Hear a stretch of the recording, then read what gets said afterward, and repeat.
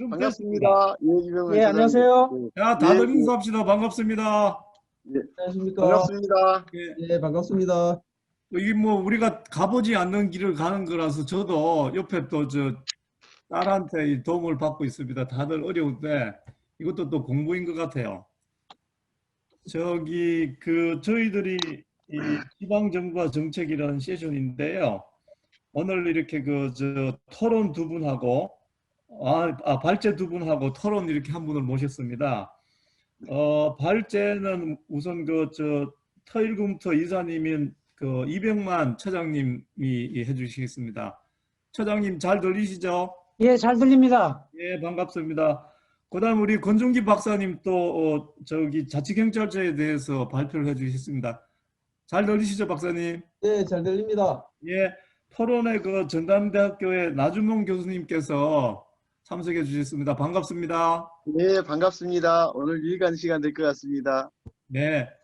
그러면은 이렇게 하시죠. 저희들이 원래 1시부터인데 예, 1시 30분, 한 90분 정도로 끝내는 걸로 하고 불가피하게 늘어지면은 2시까지 이렇게 아마 사용하면 될 것 같은데 제가 생각한데 뭐 2시까지는 안 갈 것 같, 2시간 동안은 소요가 될 것 같아요. 그죠? 한 예, 1시간 좋습니다. 30분을 목표로 해서 그렇게 하시는 게 어떻겠습니까? 예, 좋습니다. 예, 네. 예, 예. 그러면은 우선 그 순서에 따라서 이병만 처장님께서 예, 한 뭐 요지 위주로 예. 20분 내지 30분 정도 이렇게 좀 발제를 부탁드리겠습니다. 30분 동안 해도 돼요? 뭐 짧으면 좋고요. 또 이 보니까 자료를 준비를 많이 하셨던데 예. 제가 한 20분에서 25분 정도 타겟해서 그렇게 한번 부탁드려 주시죠. 그러면 20분 정도로 한번 해볼게요, 그러면. 예, 예. 그리고 저는 또 한 15분 정도로 확 줄이려고 했었는데. 그리고 나서 뒤에 조금 얘기를 하는 게 나을 것 같았어요. 예, 알겠습니다. 예. 네, 부탁드리겠습니다. 그럼 발표 시작하겠습니다. 네, 예, 반갑습니다. 저는 예, 예. 터일금의 이병만 이사고요. 실제 근무하는 데는 한국토지주택공사에 있습니다. 한 산업단지 업무를 좀 오래 했었고요. 그래서 이번 발표할 주제는 한국 산업단지 유형과 정책 특성 변화를 산업단지 공급 정책과 시장 수요 분석을 중심으로 발표를 하겠습니다.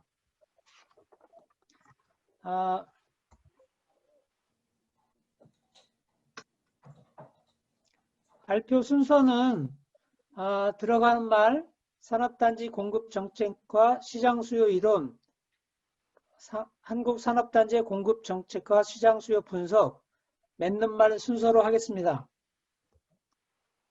첫 번째, 들어가는 말입니다. 연구 배경은 최근 화두가 되고 있는 4차 산업혁명으로 인해서 산업환경이 급격히 변화하고 있습니다. 산업입지 정책과 그 수요도 변화할 것으로 예측이 됩니다.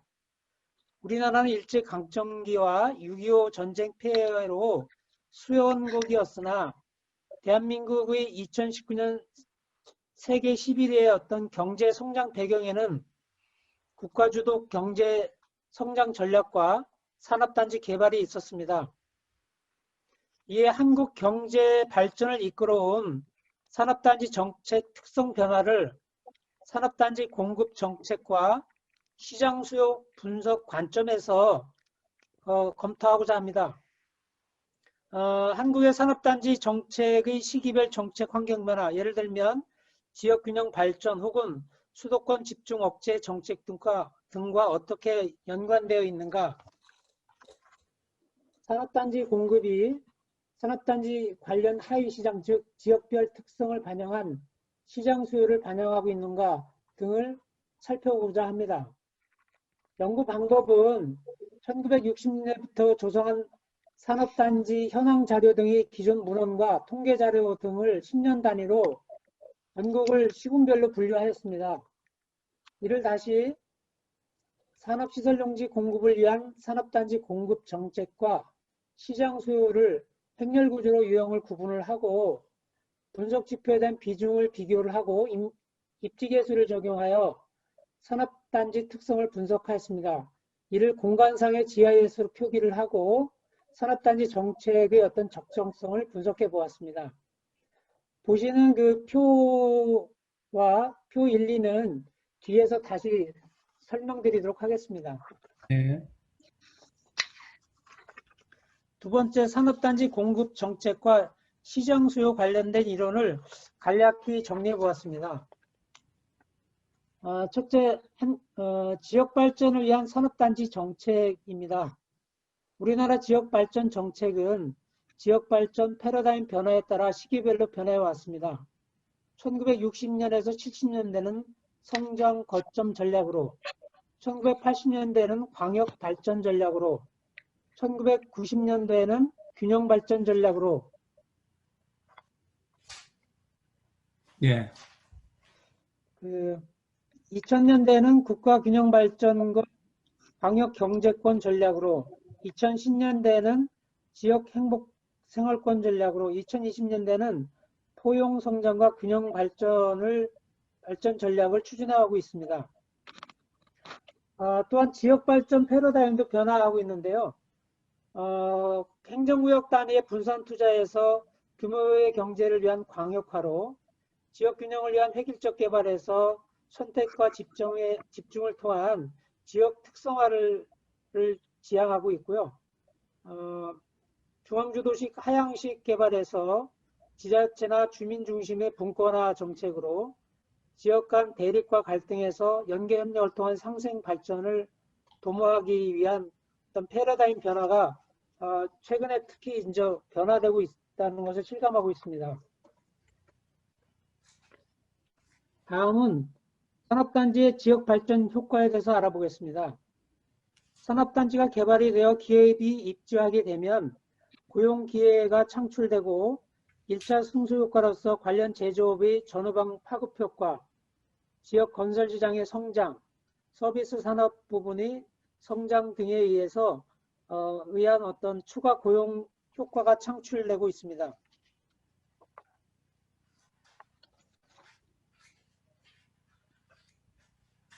산업단지의 지역발전 효과를 구체적으로 살펴보면 산업단지 개발에서 파생되는 규모의 경제효과, 집적에서 발생되는 외부 경제효과, 복합기능 등의 입지에 따른 생산성 향상 효과, 위험부담의 감소 효과, 기술 축적 및 특정 영역의 공여가 용이해지고 국토의 합리적 이용이나 국가 균형 발전 및 경제 성장에 기여할 수 있습니다. 또한 고용 증대와 소득 창출, 지역 소득 증대 및 지방 재정 자립도 향상 등의 효과를 거둘 수 있습니다. 오른쪽에 보시는 표는 그동안 산업단지에서 생산되는 어떤 그 수출 비중이나 생산 비중, 고용 비중을 한번 분석해 봤는데요. 제조업에서 차지하는 산업단지 비중이 수출 비중은 74% 정도가 되고요. 생산 비중은 약 그 전체 제조업의 70%가 정도 되고 고용 비중은 약 49%가 됩니다. 다음은 산업단지 공급 정책에 대해서 살펴보겠습니다.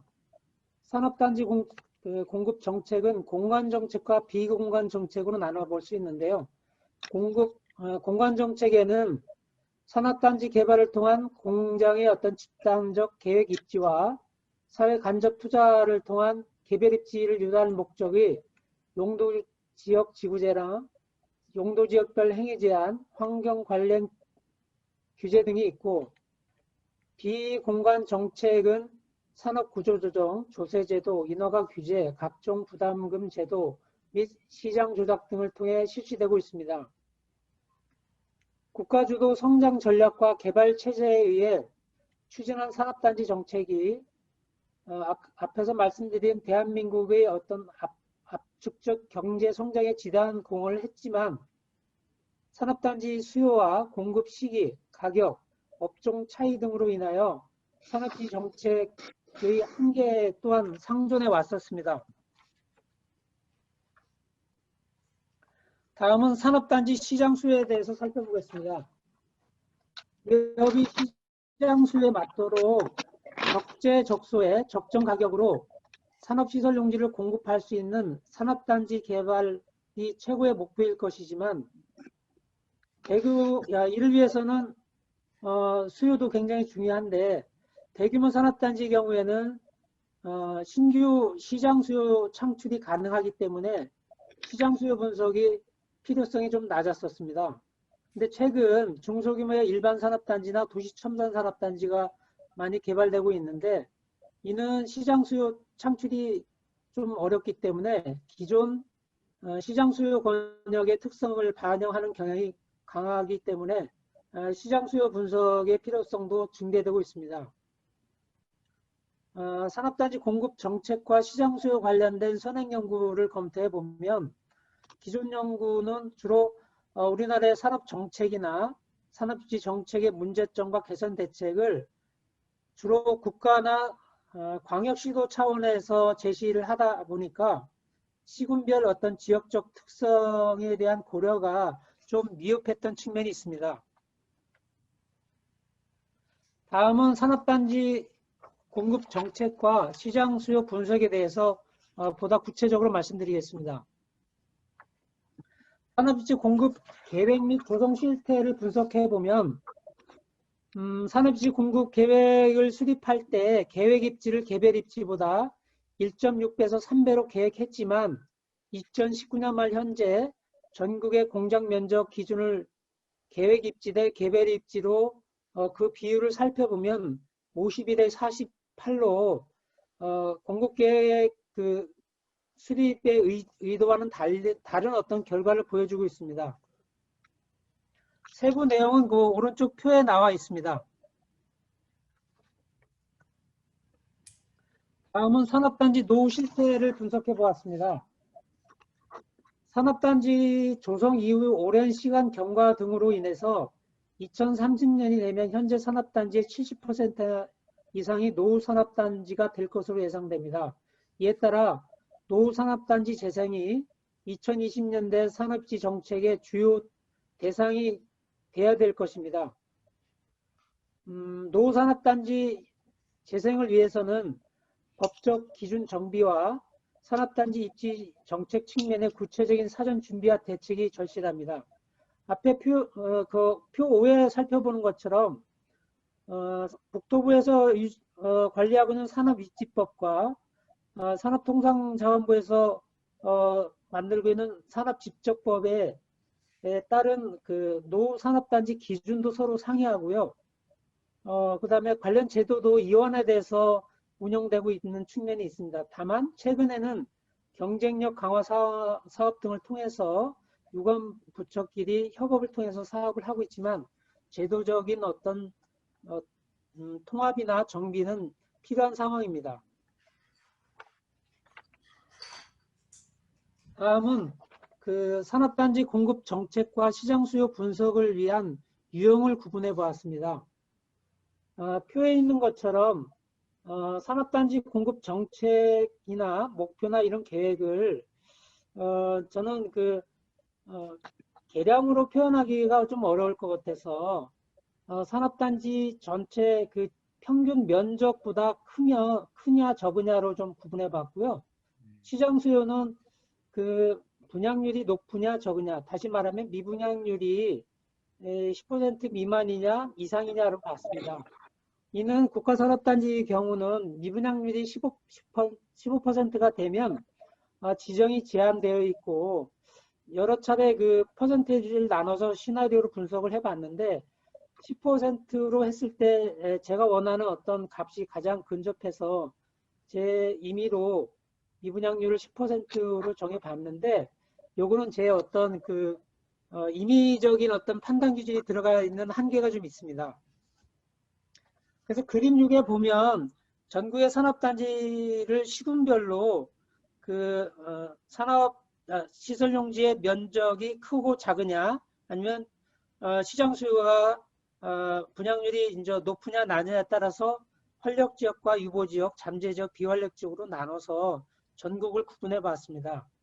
근데 이 구체적인 내용에 대해서는 다음 장에서 설명드리도록 하겠습니다. 네.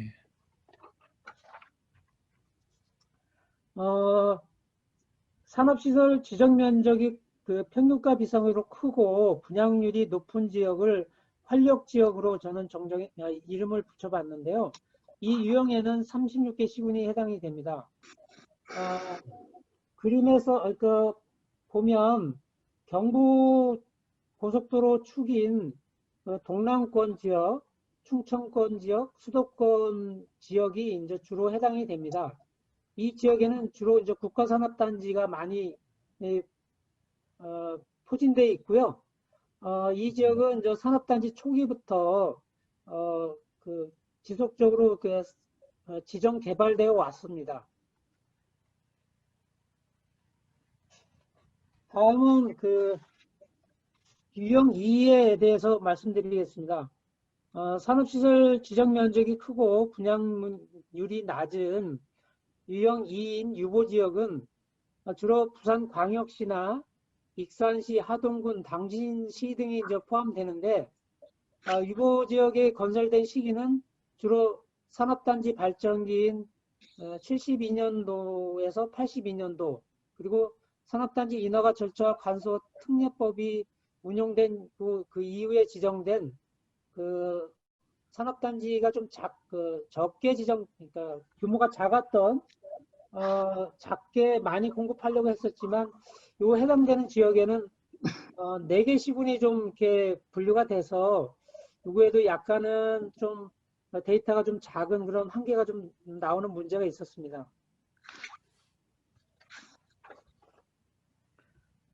다음은 산업시설 지정 면적이 좀 작고 분양률이 높은 유형 3에 해당되는 지역 71개 시군이 해당되는데요. 이 지역은 주로 영남권의 주요 지역, 충청 지역, 강원 지역 중 수도권 접근이 용이한 지역이 포함이 됩니다. 이 잠재 지역에는 민간의 투자 활성화가 어렵기 때문에 국토균형 발전 등을 위한 공공에 의한 사업 시행이 주로 있었습니다. 즉, 공공에 의한 사업 시행 중에서도 농공단지가 가장 비중이 높았고요. 국가산업단지는 비중이 낮아서 건설된 거에 비해서는 어떤 산업 활성화가 많이 되지는 않은 특징을 보여주고 있습니다.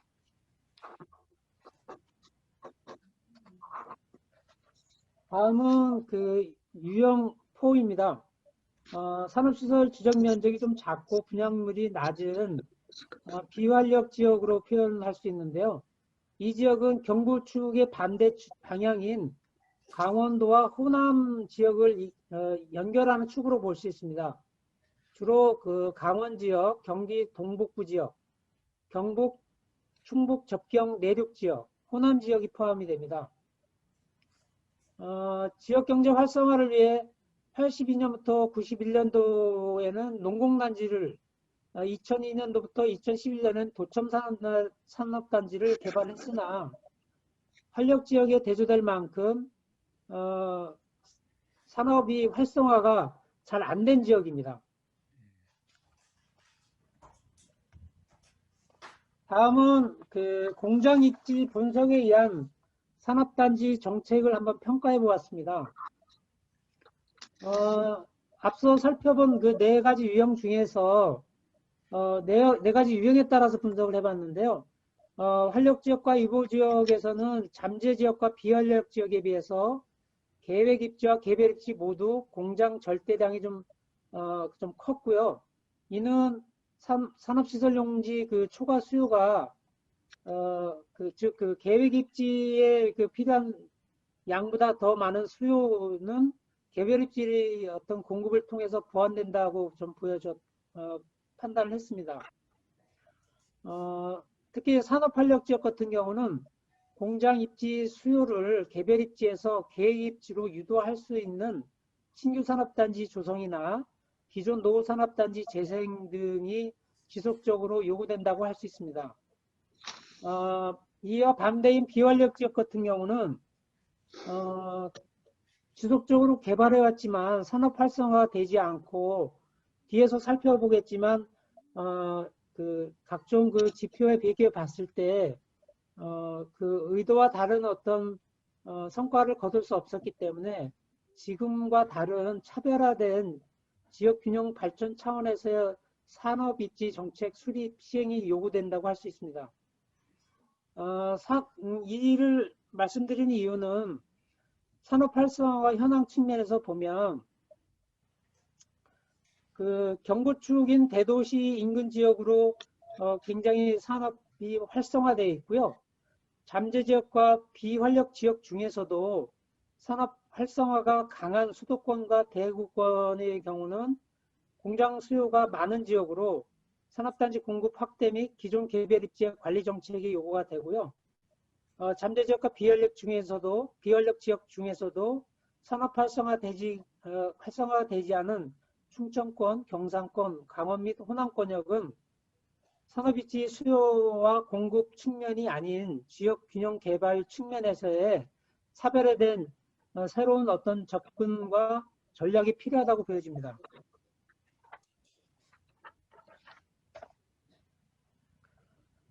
다음에 그 두 그림은 개별입지 공장의 시군별 분포 현황을 2019년도 기준으로 한번 표시해 봤는데요.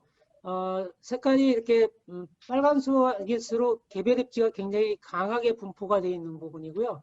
초록색일수록 개별입지가 좀 이렇게 적게 나타나는 지역입니다. 그리고 오른쪽 지역은 아까 그 활력 지역, 비활력 지역, 잠재 지역, 유보 지역 이 네 개의 그 지역에다가 공장이 많고 적음을 그 표시해 본 겁니다.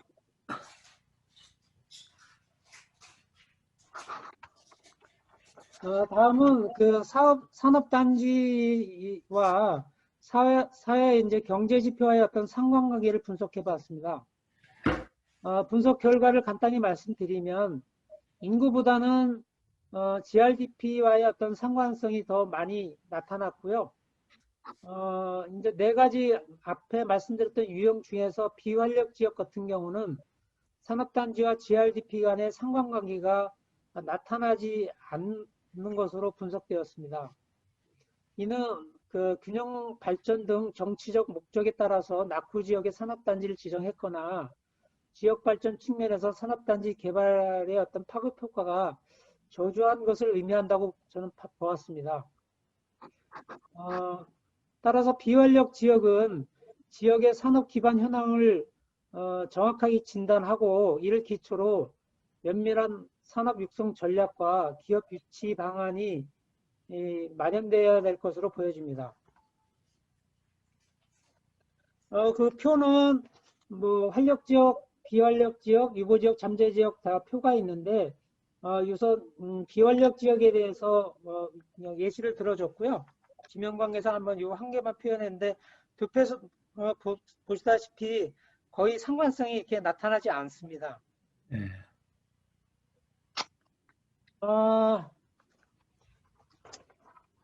연구 결과를 간단히 요약해서 말씀드리면 한국의 산업단지 정책의 특성 변화를 산업단지 공급 정책과 시장 수요 유형을 중심으로 분석하기 위해서 우선 산업입지 공급 계획과 조성 실태를 분석해 보았고요.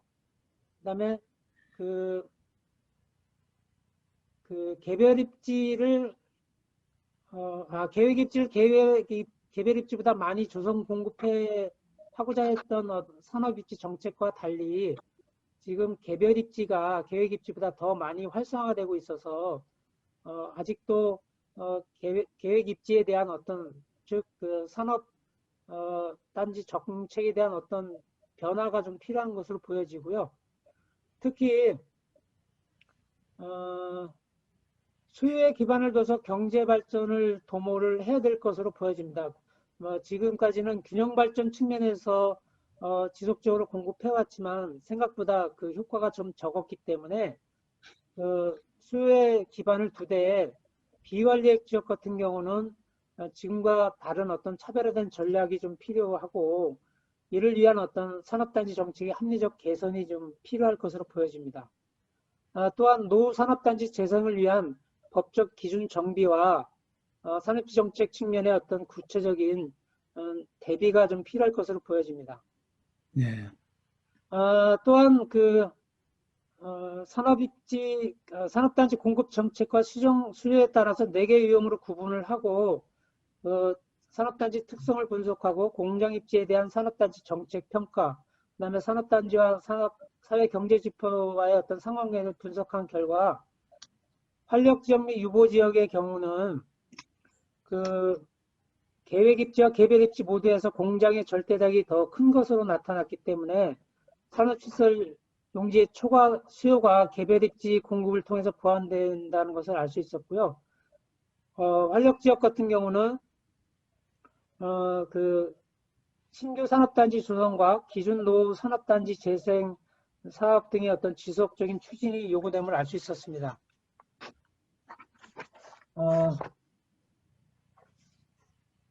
그리고 계획별 입지역 계획 입지를 포괄하는 산업 활성화 현황을 살펴본 결과 잠재 지역과 비활력 지역 중에서 산업 활성화가 되지 않은 충청권, 경상권, 강원, 호남권역은 지역 균형 개발 측면에서 어떤 새로운 접근이 좀 필요하고요.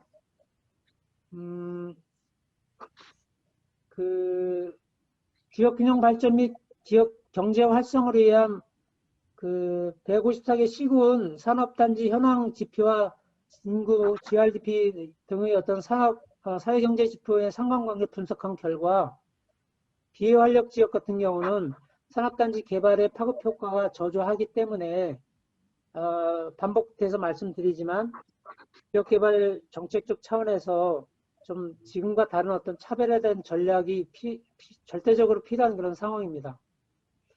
네. 따라서 토지 자원을 효율적으로 활용하고 경제 활동을 활성화하기 위한 향후 산업단지 공급 정책은 시장 수요를 탄력적으로 반영하여 수립 시행하여야 될 것으로 보여집니다.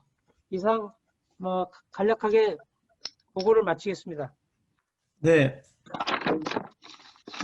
이런 이제 어려운 주제를 또 파워포인트도 예쁘게 만들어 가지고 이렇게 머리에 쏙 들어오게 일목요연하게 잘 정리도 하고 발표도 해주셔서 감사드립니다. 저기 나 교수님, 예, 예. 어떻게 할까요? 뭐 한 주제 끝나고 나서 토론을 할까요? 아니면은 또 다 하고 나서 할까요? 어떻게 나실지? 예.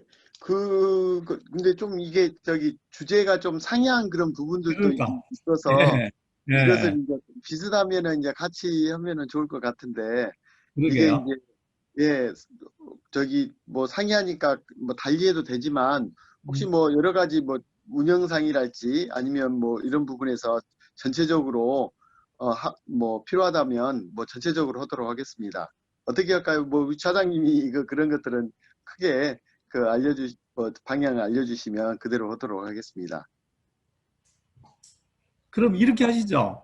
예, 예. 회장님, 보니까 또 조금 지나면 또 잊어버릴 수도 있고 이러니까 예, 예, 하나하나 이렇게 좀 하고 예. 예, 예. 나중에 시간이 되면 두 개 또 종합적으로 이렇게 같이 네, 말씀을 예. 좀 나누는 식으로 하시죠, 뭐.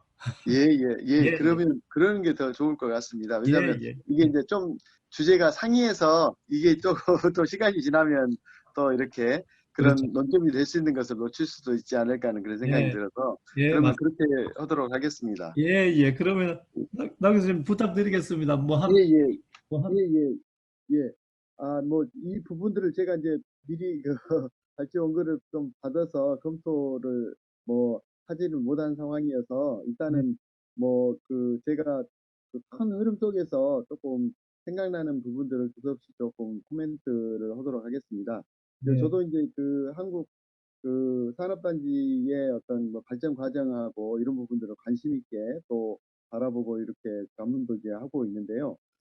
저는 이제 뭐 이 부분에서 중요한 부분들은 일단은 시군구 레벨에서 이러한 부분들을 나누어 가지고 이런 공급 정책하고 시장 수요의 어떤 그런 관점 속에서 살펴보고 그런 이제 상관관계랄지 이런 것 통해서 정책적인 시사점들을 뽑아냈다는 부분에서 굉장히 기여를 하지 않았는가 하는 그런 생각이 듭니다. 근데 이제 이런 부분들을 조금 제가 이제 이 부분에서 좀 명확하게 좀 하실 좀 부분들이 있지 않을까 하는 생각이 뭐 다른 부분에서 이제 논란의 여지가 좀 있을 부분들은 아까 이제 그 발제자분께서도 이제 이야기를 했습니다마는 저희가 이제 그 어떤 산업 지역을 구분하는 그런 부분들에서는 상당히 민감한 부분들이 있거든요. 그러니까 여기서는 이제 실질적으로 이런 네 가지 또 관점에서 저 지역을 구분을 했고, 그런 지역 구분에서 이렇게 하는 기준으로서는 이제 뭐 미분양률하고 그 산업 그 시설 용지 지정 면적이 평균 이상이냐 이하로 나누어 가지고 그걸 구분을 했지 않습니까? 이게 이제 굉장히 중요한 토대가 되고 이 부분들이 논의에 있어서 이제 중심이 되는데, 아까 이제 말씀 도중에 보면 미분양률 10%라고 하는 것들이 이제 어떤 그 여러 가지를 봤더니 결과를 봤더니 이 부분들이 논리성이 커서 이 10%로 이제 설정을 하고 이제 그 지역을 구분을 기준으로 삼았다라고 이야기를 하셨는데, 이 부분들은 조금은 더 신중해야 되지 않을까 하는 그런 생각이 듭니다. 이론적인 어떤 그런 보통 일반적으로 미분양률이라고 생각하는 그런 부분 속에서 나누어 가지고 이 부분이 명확하게 구분이 되지 않더라도 그 부분 속에서 우리가 뭔가 저기 정책 분석을 좀 추진하는 것들 어떨까라고 하는 그런 생각이 들고요. 두 번째로는 이제 산업 입지 용지의 그 지정 면적이 저기 평균 이상이냐 이하냐라고 하는 그런 부분들도 최근에 이제 그 트렌드를 좀 보면은 지금 산업 구조 자체가 이제 상당히 변하고 있어가지고, 실은 이제 저희가 처음에는 경공업이지만 중화학공업, 첨단 산업 중에서도 지금 이제 4차 산업혁명이 되어지면서 이러한 것들이 상당히 변화가 이루어지고 있는 산업 입지 자체에 대한 그 변화가 있는 그런 부분이어서, 그 부분들이 이거 첨단 산업으로 가면 갈수록 실은 입지를 많이 필요로 하지 않는 그런 부분들 속에서 이루어지는 것도 있거든요. 그래서 특히나 이제 4차 산업혁명에 지금 최근에 그 산당 대기조 사업이랄지 이런 부분들을 보게 되면 이제 데이터랄지 4차 산업혁명을 통해서 이런 부분들을 변화시키려고 하는 그런 것들을 보더라도 이 지금 이 입지 면적 시설 용지의 지정 면적 이상이냐 이하냐에 따라서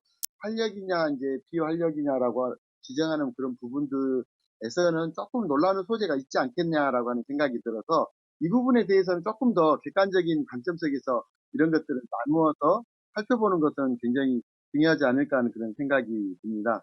그리고 이제 그런 부분 속에서 그 시장 수요라고 하는 그런 부분 속에서도 이제 또 활력 지역이나 이런 그 비활력 지역의 이런 부분 속에서도 최근에 이제 산업단지의 어떤 동향을 보게 되면 굉장히 좀 특징적인 그런 부분들 중에 하나가 이제 그 대도시, 도시의 인근에 그런 그 산업단지 같은 경우는 분양률도 높고 상당히 그쪽으로 이제 그 경사되어져서 가는 그런 경향이 있고, 이런 경향들 속에서 최근에는 이제 산업단지 어떤 그 입지나 이런 부분 속에서도 정책적으로도 그쪽으로 유도하는 그런 부분들이 있어서, 이게 이제 단순히 비활력 지역인 내에서도 이제 도시 인근과 이외의 지역은 패턴들이 좀 달리지 않을까 하는 그런 생각이 듭니다. 그래서 아까 앞부분에서 조금 이제 그런 비활력 지역에 대해서 차별화된 그런 부분 속에서 좀 들여다보는 그런 부분 속에서는 아마 이제 그 도시 지역과 비도시 지역을 조금 나누어서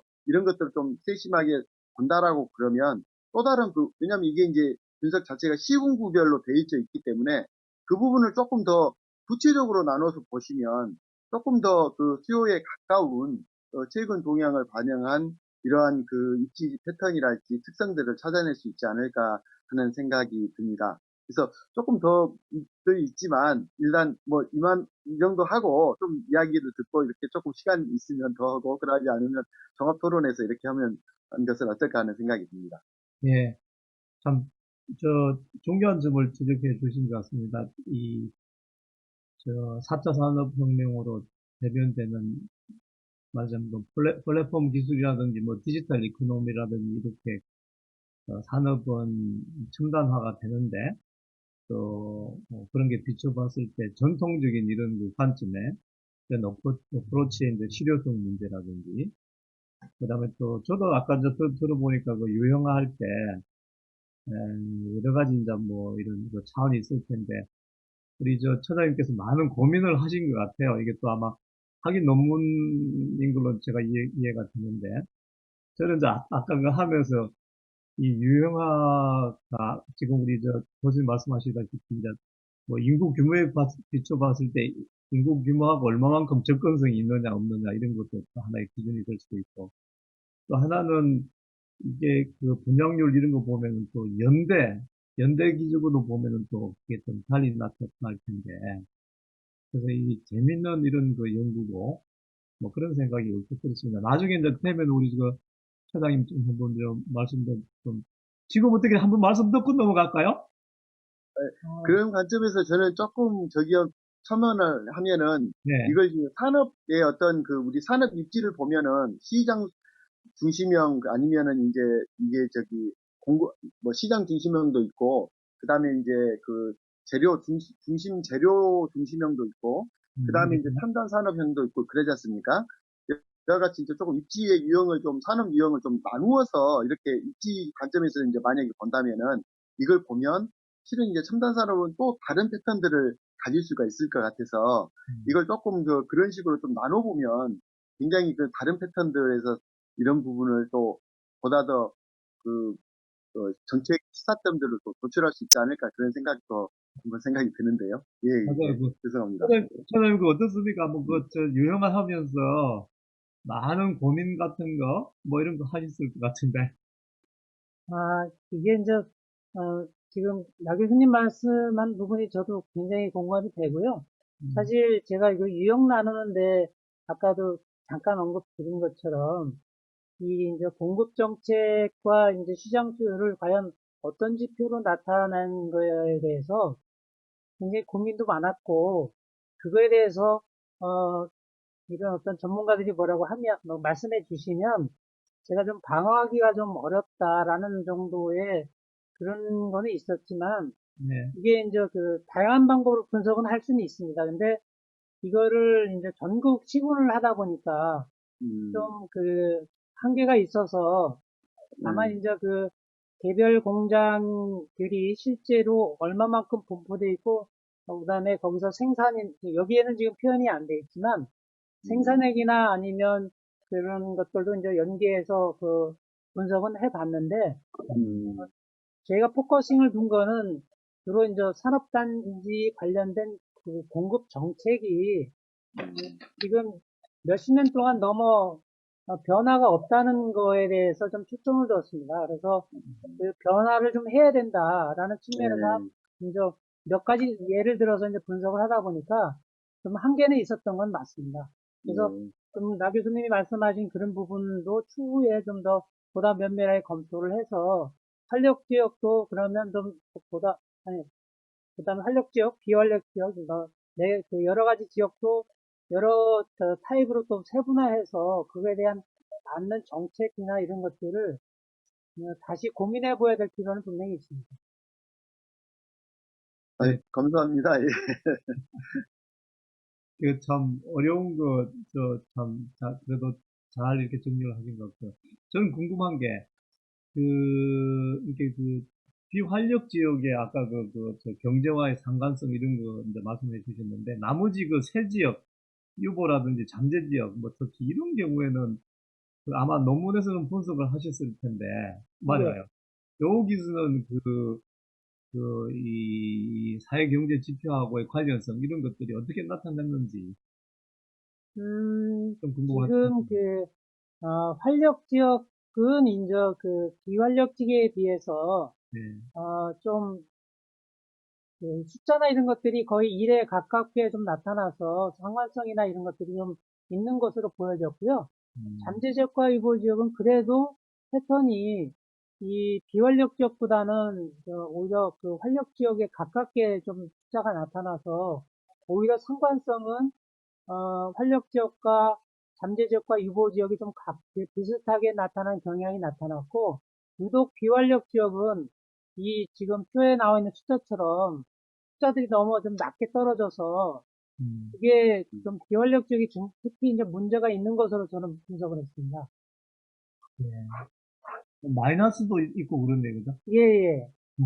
지금 아까 나 교수님 말씀하신 것처럼 지방 중에서도 이제 거점 도시에서 좀 떨어져 있는 지역에 있는 산업단지는 과거에는 가동이 되다가도 최근에는 가동이 안 되는 것들도 많고, 그러다 보니까 그 공장은 건립이 돼 있지만 실제는 가동이 안 되는 것들이 많아서 좀 지금 뭐 도시 세태, 지역 세태라고는 하지만 산업 부분에도 많이 세태 이런 부분들이 그 일어나고 있다는 걸 알 수 있었습니다. 예. 그, 큰 박사님, 권준기 박사님 혹시 뭐 좀, 이때가 종합 토론 때 얘기하겠습니다. 아, 그럴까요? 네, 네. 예, 예, 아무래도 또, 저 다음 발표 준비하시고 뭐 이러느라고 또 마음이 복잡할 것 같아서. 그러면은, 남 교수님 또, 혹시 또 생각나는 거 있으면 나중에 종합 토론할 때, 그때 예, 예. 하시죠. 예, 예. 예, 그러면은, 예, 감사합니다. 예, 예. 예, 고맙습니다. 그 다음 두 번째는 우리 권준기 박사님 자치경찰제 도입안의 문제점 및 개선 방안에 관한 연구 역시 한 20분으로 타겟팅을 해서 한번 해주시고 조금 모자라면 조금 더 쓰시죠. 예, 예. 부탁드리겠습니다. 하겠습니다. 먼저 전화하신 교수님들과 이런 기회를 갖게 돼갖고 상당히 영광스럽게 생각합니다. 간략하게 좀 소개부터 드리겠습니다. 예, 저는 20여 년 경찰청에서 근무를 하다가 지금은 법무법인에서 있습니다. 아, 예, 그리고 과천대학교에서 2014년에 행정학사 학위를 받았고 예, 지역개발학회에 지금 가입되어 회원으로 활동하고 있습니다. 네, 이번 자치경찰제 도입 안의 문제점과 개선 방안 관련 연구는 지금 이 경찰법 정부 개정안이 현재 행정안전부 소관수의 행정안전위원회에 대기 중에 있습니다.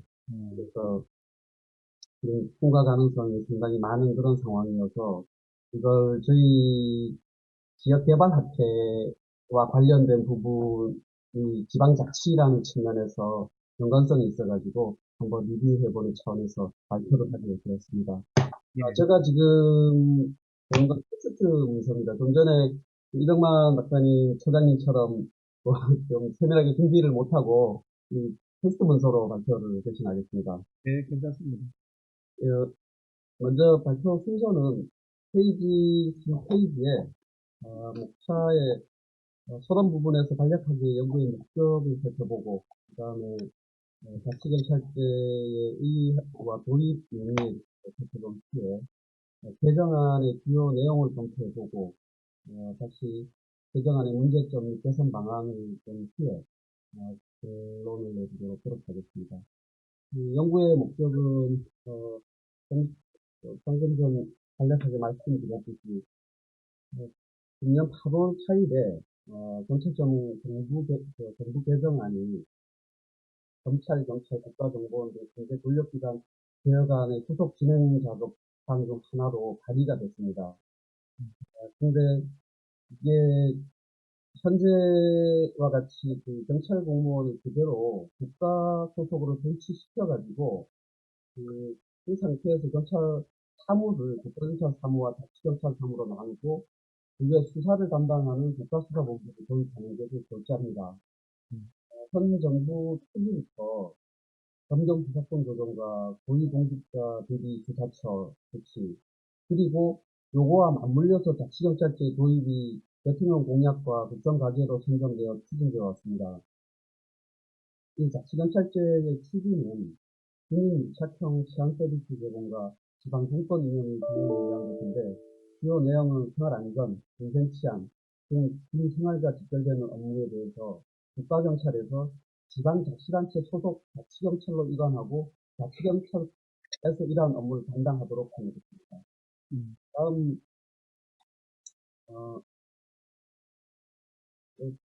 연구 목적은 이 권력기관 개편을 위한 검경수사권 조정으로 검찰의 힘이 약해진 반면에 상대적으로 비대해진 경찰권에 대한 통제나 견제책으로 제시되는 게 자치경찰제 도입인데 이 정부 여당에서 8월 4일 민주당 김명배 의원 대표 발의로 지금 경기국회에서 통과되면 내년 2021년 1월 1일부터 이 자치경찰제를 전면 도입 시행하겠다는 것입니다. 네. 다음 4페이지입니다. 방금 전에 말씀드렸듯이 이 소속이 상당히 중요한데 이 공무원이 국가경찰 소속으로 두고 사무를 국가경찰 사무와 자치경찰 사무로 구분하는 이론화 모델을 지향하고 있고 이 자치경찰 사무를 관장하기 위해서 시도자치경찰위원회를 구성하고 있는데 여기에 대한 자치권이 위협한 부분이 있고 또한 시도경찰청장과 경찰서장에 대한 민주적 통제 장치가 불안전성 부분이 있으며 아울러 항상 제기되는 예산의 문제 지점이 요정되고 있습니다. 이런 경찰 법안의 문제점을 제시하고 개선 방안을 찾아서 자치경찰제 도입 방안을 한번 바람직한 방안을 모색해 보게 됩니다. 연구 범위와 방법에 대해서는 연구 범위는 되도록 지금 현재 선정되어 있는 기관 위주로 했고 방법은 어떤 조사 이런 부분보다는 조사 방법 중에 문헌조사나 이론에 대한 조사에 선정되어 있는 부분을 밝혀드립니다. 다음 5페이지입니다. 자치경찰제의 의의는 여러 학자들이 주장하는 바가 있는데, 이게 우리나라의 여러 가지 분단 상황, 6.25, 정치적인 이런 부분으로 인해가지고 강력한 중앙집권 구조로 단기간에 고도 산업화의 경제 성장이 이루어져 오다가 이런 부분을 좀 불균형을 해소하기 위하여 지방 분권과 자치 중요성이 강조되어 오고 있는 상황입니다. 다음 2페이지입니다. 이런 자치경찰제의 정의에 대해서는 여러 학자들이 뭐 100가지 여러 정의가 있는데 대체적인 공통적으로 제시되는 키워드를 살펴보면 지방 분권, 민주적 통제, 지방정부 소속으로 운영, 지역 특성, 국립 신화적 시장 수요 등으로 압축되는 것을 우리가 알 수 있습니다. 이런 여러 내용들을 종합해 보면 자치경찰제의 의의 또는 정의는 시민이 참여하는 직접 민주주의가 확대되는 현대사회에서 지방분권 이념을 실현시키기 위해 경찰권 행사의 운용 주체를 국가에서 지방정부로 이양함으로써 민주적 통제에 충실하고 동시에 지역 특성과 지역 치안수요에 부응하는 경찰제도로 정의할 수 있을 것 같습니다. 자치경찰제 도입 논의는 다음 7페이지 표로 보겠습니다. 7페이지 표 1에 자치경찰제 도입 논의 과정이 1995년 우리나라 지방자치제가 김영삼 정부 때 시행되고 나서 그 이후 매 정부마다 자치경찰제의 도입 논의는 있어왔습니다. 그런데 본 연구에서는 현 정부 들어가지고 선정되었던 법안 또는 그런 내용들을 위주로 보기 때문에 2017년 7월 이후부터 보도록 하겠습니다. 현 정부 출범 이후에 100대 국정과제로 검경 수사권 조정과 아울러 자치경찰제 등이 포함되었습니다. 그리고 자치경찰제 도입 방향이 발표되고 이듬해 2017년 3월에 지방자치 분법 및 지방행정체계에 관한 특별법이 마련되었는데 거기에 법률 위보지만 지방자치경찰제의 법적 근거를 마련하게 되었습니다. 또한 지난해 11월에 문재인 정부 자치경찰제 도입 사안이 공개되었고 지난해 3월, 2019년 3월에 경찰법 전부 개정 법률안이 대표 발의가 민주당 홍익표 의원 대표 발의로 제안이 되었습니다. 그런데 20대 국회 때 종료되면서 자동 폐기되었고 올해 8월 다시 민주당 김영배 의원 대표 발의로 제안되어 현재 국회 행정안전위원회에서 계류 중에 있습니다. 이 법안이 통과된다 그러면 2021년 1월 1일부터는 시행 예정에 있는 법안입니다. 다음 8페이지입니다. 이 법안의 제정 목적은 행정안전위원회 경찰법 국회에서 발표된 내용인데 기존에 앞에서 소개 말씀드린 대로 민족 통계, 국민 가치, 민족 취향 등과 관련된 적용 목적입니다. 이 법안의 구성을 살펴보면 제명을 경찰법에서 제명을 아주 바꿔버렸습니다. 국가경찰과 자치경찰이 조직 및 운영에 관한 법률 총 7개의 장이고 35개의 조문으로 해가지고 구성되어 있습니다. 본연구에서는 경찰법 여러 개정안 중에 자치경찰제와 관련 있는 부분만 중점적으로 살펴보기로 하겠습니다. 시간 관계상 10페이지로 가겠습니다. 표 2에 경찰법 전부 개정안의 구성의 주요 내용을 보면 2조에 국가와 지방자치단체에 국민의 생명, 신체, 재산 보호와 질서유지 등 책무를 부여하였는데 기존에는 이 책무가 국가에만 부여되어 있었습니다. 경찰법에. 그런데 지방자치단체에도 이런 책무를 부여하였고 이게 안 4조가 중요한 부분인데 경찰 사무를 국가경찰 사무와 자치경찰 사무로 구분하였습니다. 또한 또에 국가경찰위원회 심의 의결사항에 시도자치경찰위원회 위원 추천 또는 법령 정책에 대한 그런 비상조치 사항을 추가하였습니다. 또한 13조에 사무를 적극적으로 분담하기 위해서 기존에 지방경찰청은 경찰청장 소속으로 되어 있었는데 시도지사 소속으로 시도경찰청을 두고 시도경찰청장 소속으로 경찰서를 두었습니다. 명칭도 현재 지방경찰청에서 시도경찰청으로 바뀌게 되었습니다. 소속도 시도지사 소속으로 바뀌게 된 겁니다. 또한 자치경찰 사무를 감당하기 위해 가지고 시도지사 소속으로 시도자치경찰위원회를 합의적 행정기관으로 두고 그 본안에 하는 업무를 독립적으로 수행하도록 했습니다. 단 19조에서는 시도자치경찰위원회 위원 실명으로 하고 위원장과 2명을 선임으로 하고 5명 이상으로 구성하는 것입니다.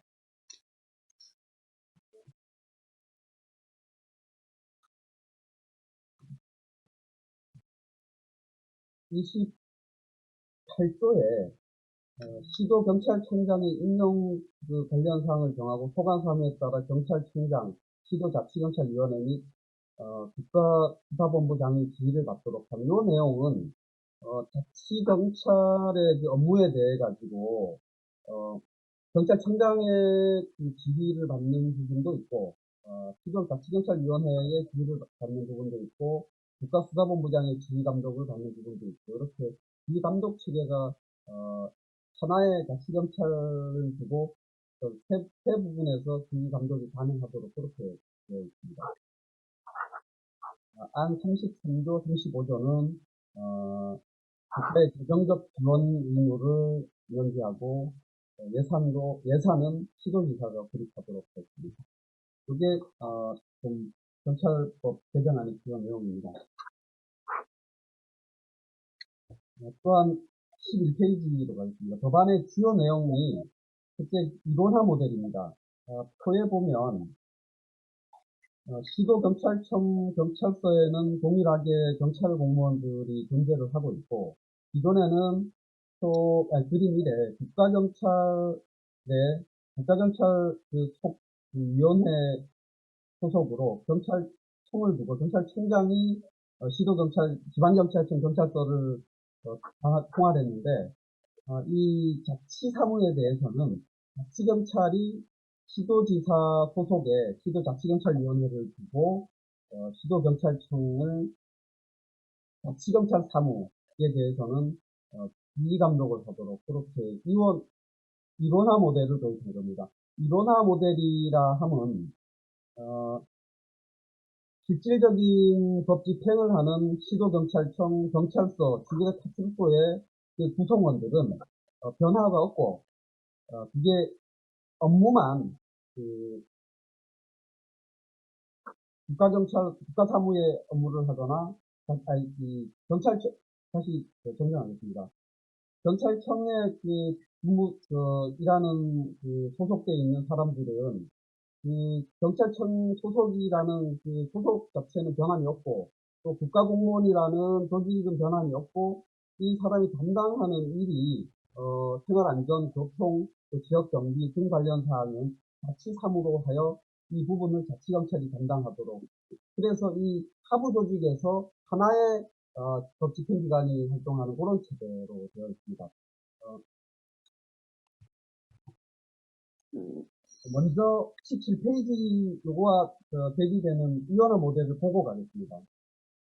17페이지 그림 위에 국가경찰과 자치경찰 위원회 모델은 20대 국회에서 제안되었던 내용인데, 이거는 중앙정부 국가경찰위원회 경찰청 소속으로 현재의 지방경찰청 경찰서 순찰대를 두는 형태고, 시도지사 소속으로 시도경찰위원회를 두고 별도의 지방공무원,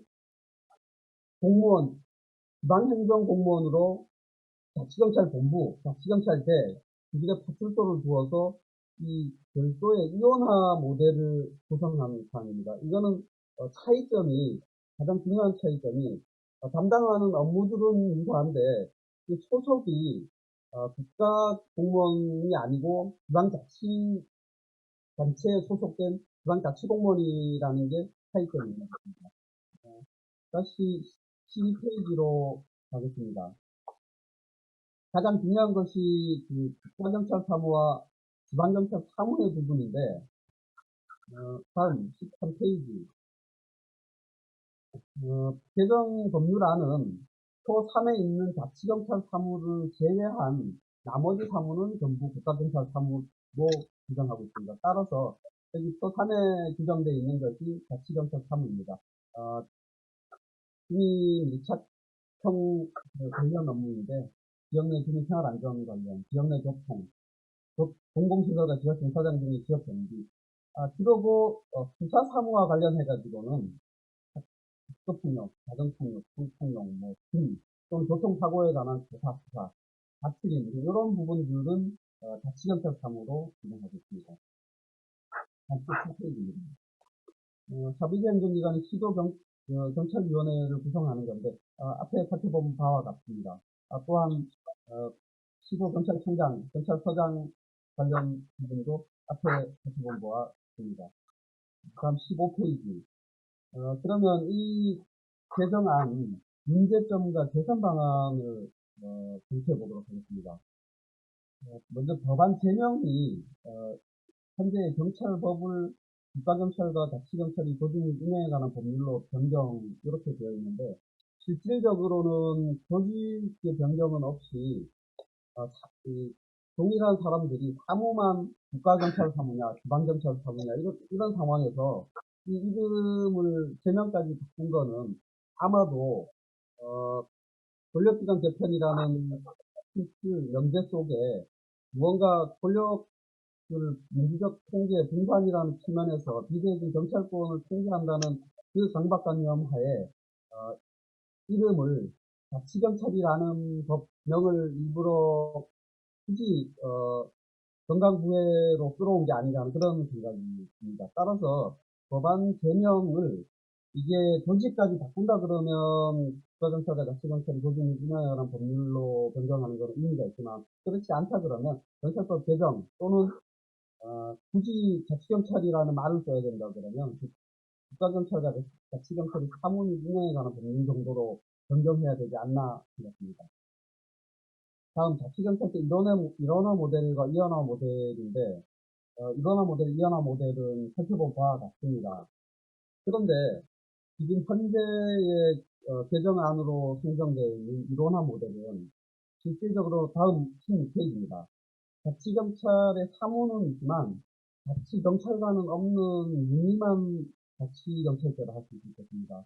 이거는 언론 보도에도 있듯이 기존에는 이원화 모델을 추진하다가 작년에 코로나라는 상황 등 여러 정치적 상황에서 이 예산이 문제가 되지 않나 하는 그런 부분이 대두가 되면서 이 정부에서 일원화 모델로 방향을 선회한 것으로 지금 여러 가지 의미가 그런 부분이 많이 제기가 되고 있습니다. 그런데 이 부분을 예산이라는 측면에서 이런 뭐 타당한 측면이 없지 않은 것은 사실이지만 기존 안에서도 이 예산이 국가경찰 중에 43,000명이 약 40% 정도가 지방자치단체, 지방공무원으로 이관될 계획이었습니다. 당초 안도. 그렇다고 보면 이 예산 이런 측면을 이유로 지금 현재 일원화 모델을 고수하는 거는 그다지 설득력이 떨어지고 결국은 지방공권이라는 지방자치 이념과 권력기관 개편 또그 비대해진 경찰권 통제 등 총틀에서 볼 때는 이 자치경찰 사무를 담당하는 자치경찰 인력은 현 국가경찰 인력을 지방자치단체로 이관해가지고 자치경찰관이 자치경찰 업무를 담당하도록 한 이원화 모델이 바람직할 것으로 생각됩니다. 다음 17페이지입니다. 자치경찰 사무의 문제점인데 다음 18페이지 18페이지 상단에 자치경찰 사무에 대해서 지속적으로 논란이 되고 있는 부분이 이 실질적으로 이 법 집행을 하는 지구대나 파출소 이런 경찰관들이 이 업무가 가장 문제되지 않겠냐. 예를 들어 가지고 공공시설과 지역경사장 등의 지역경비에 관한 사무는 또는 공공공사의 경비 이런 부분들은 지방자치단체에서 해야 되는 업무인데 이걸 경비 또는 이런 걸 의미로 경찰 공무원에게 사무를 전가하게 되면 이런 부분은 좀 불합리할 것이다라는 부분을 제기를 하고 있는 부분입니다. 그리고 이 사무 중에 수사 사무에 대해서 학교폭력, 성폭력, 뭐 가정폭력 등 이 부분을 자치경찰 사무로 정하고 있는데 이 초동조치 시에 경찰의 그 초동조치가 수사와 밀접한 관련이 있는 것은 사실입니다. 그런데 그 자치경찰에서 일정 부분 수사를 하는 경우를 인정한다 하더라도 이 부분에 대해 가지고 어떤 부분이 초동 수사고 어떤 부분이 뭐 본격 수사고 이런 부분을 일도 양단으로 나누기가 어려운 측면이 있으므로 이런 부분에 대해 가지고 어느 정도 명확하게 법에서 규정하는 것이 수사의 독립성과 공정성, 독립성을 기부할 수 있는 부분이 될 것 같습니다.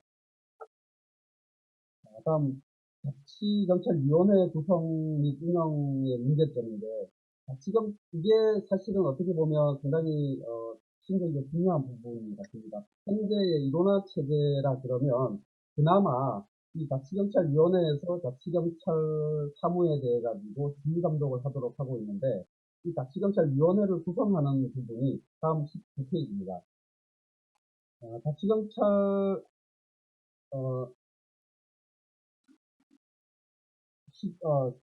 총 7명인데 시도위에서 2명, 국가경찰위원회가 2명, 그 다음에 시경찰위원회 위원추천위원회 2명, 그 다음에 시도지사가 지명하는 2명 등 7명인데 여기에 국가경찰위원회에서 시도경찰위원회 위원을 추천하도록 하고 있는 것은 이거는 어떤 중앙의 통제 이런 부분과 관련이 많은 것 같습니다. 그런 부분을 염두에 두고 만든 게 아닌가. 이 부분을 시도의회로 주거나 1명, 그 다음에 시도지사에게 1명, 이런 식으로, 국가경찰위원회에서 가지고 있는 위원 추천 그 운영을 그렇게 이양하는 것이 바람직하다고 판단하고 있습니다.